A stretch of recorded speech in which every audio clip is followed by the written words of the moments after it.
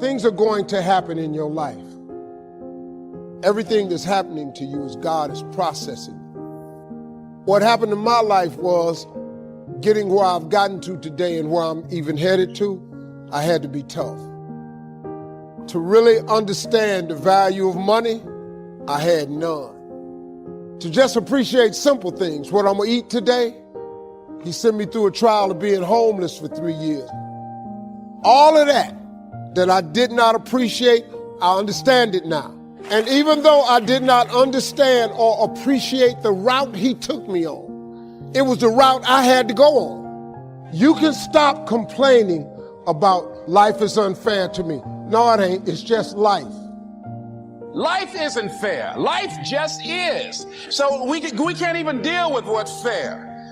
But you have to go on. You have to find the strength from somewhere. It doesn't matter about what happens to you. What matters is, what are you going to do about it?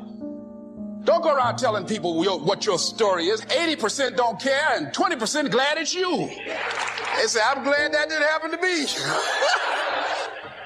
So I had to let that go. All of us have experienced some tragedy, and if we haven't, we will. You can permit it, let it hold you down, or you can decide, I'm not going to let that happen to me. Declare all-out war that you're going to get out of this rut. Don't allow your emotions to control you. We are emotional, but you want to begin to discipline your emotion. I'm going to turn this situation around. I'm not going to sit back and moan and cry over what happened and what went wrong and who did what. I'm going to do something about this situation. Engage in this one, indulge in it even slightly, and you might as well forget the future because it's going to forget you. Complaining, crying, a Bible word called murmuring. See, that'll ace your future. It's a deadly disease. If you don't think it's bad, ask the children of Israel. Story says, children of Israel were slaves. God performed a series of dazzling miracles and got them out. Remember the story? Heading for the promised land. Tragedy of the story, they never got there. Reason. From day one, they started to complain. I need you to hear me today. Make sure you take good notes. The Bible says, and the whole congregation of the children of Israel complained. Moses and Aaron said, y'all ain't complaining to us. Y'all complaining to God. This ain't got nothing to do with us. Have you lost your mind? And the whole congregation are complaining. Just stupidity. Stupidity. I told you before, sin stupefies you. You're going to sit here and tell God, oh God, so we could have died at the hands in the land of the Egyptians. When we sat by the pots of meat and when we ate bread to the full. You were slaves.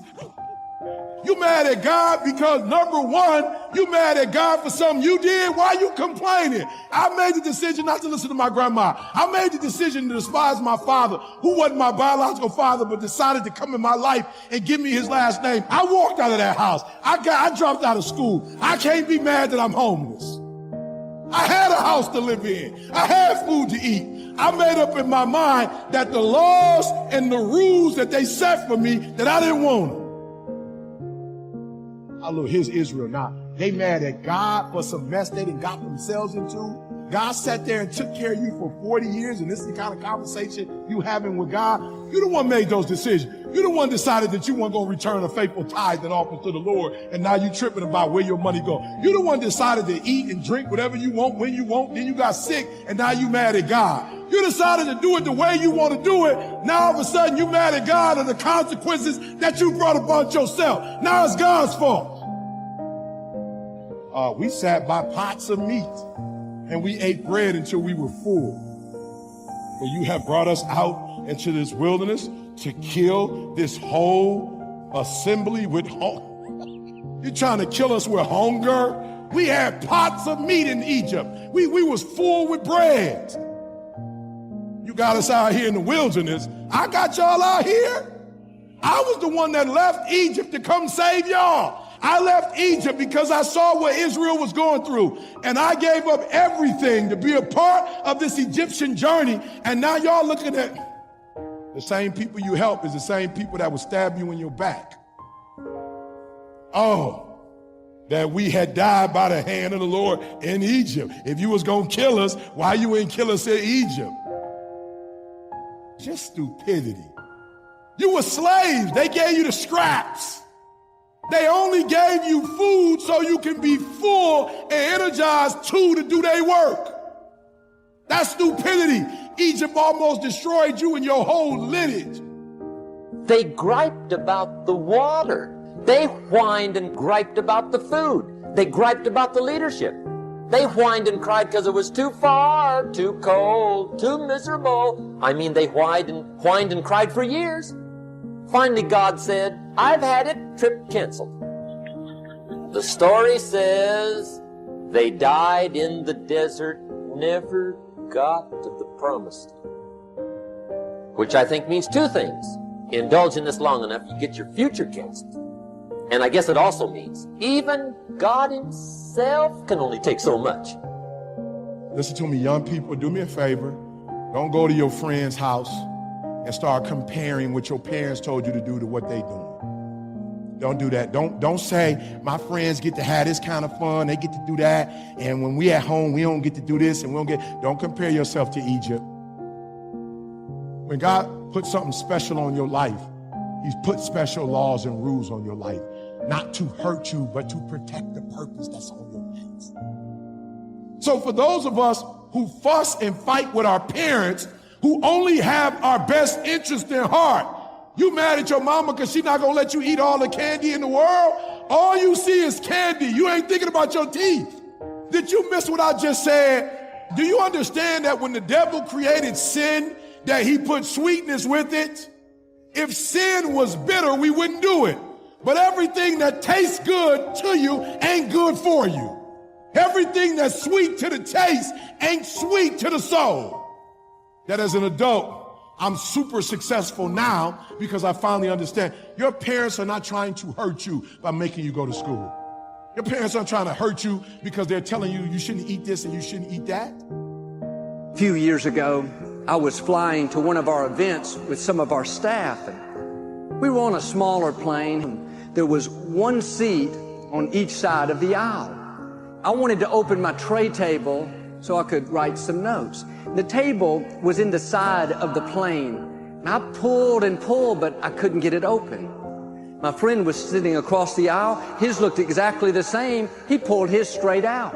I went back to mine and I pulled, I struggled. I thought, I'm going to get this thing open if it's the last thing that I do. Wouldn't budge. Another staff member pulled and pulled. It was stuck.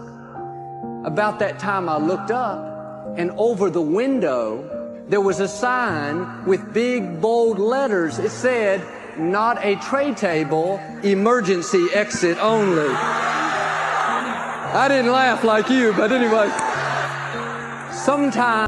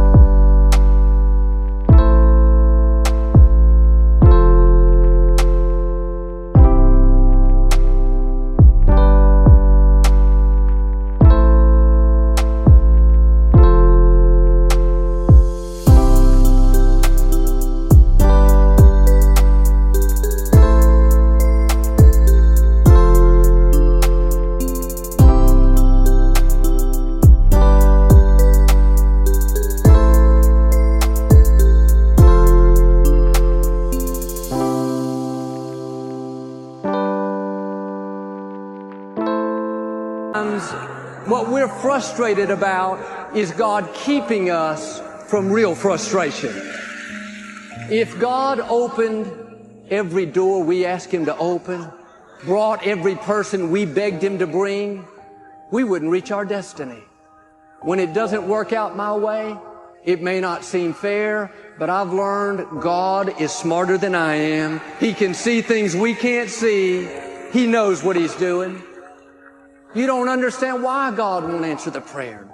Why that guy at work that you like so much hasn't even noticed you. You've worn your best outfits, your best perfume. He acts like he's dead. Maybe it's because God can see something you can't see. Maybe under his shirt is an emergency exit only sign. God has your best interest at heart. If He's not giving you what you want, that means He has something better.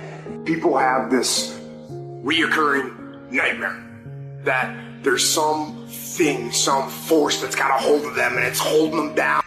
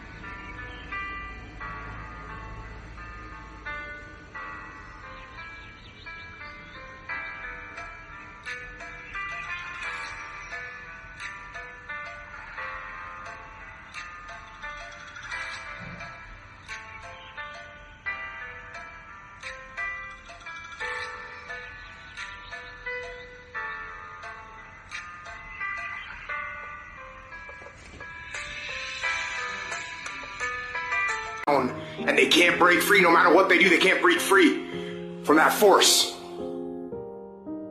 Well, I'm here to tell you that that thing in your nightmare, that thing that's holding you back, that thing that's dragging you down, that thing is you.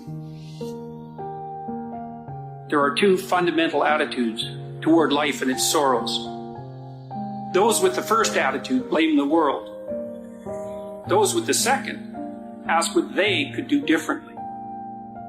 It's much easier and much more gratifying to your basest desires to blame someone else for your misery. You know what's so funny? We want people to make guarantees to us, but we're not willing to make guarantees to ourselves. That's the problem with some of you. You always want to blame other people. You owe you an explanation. You need to look at yourself in the mirror and say, why are you only giving 50%? What's wrong with you? You need to put yourself on punishment. You need to tell you no more TV, no more snacks, no more desserts. No, we're working out now. You need to tell you that you owe you something.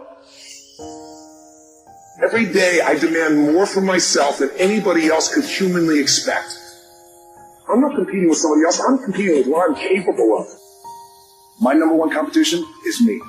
It's always you versus you. You got to be the one to get up every morning, be disciplined, put in the consistent daily hard work, because that gains success. No coach, no trainer, no mentor, no boss can do it. You versus you. I value myself enough to give 120% or don't do it. There is no excuse for not living up to the fullest potential. No excuse.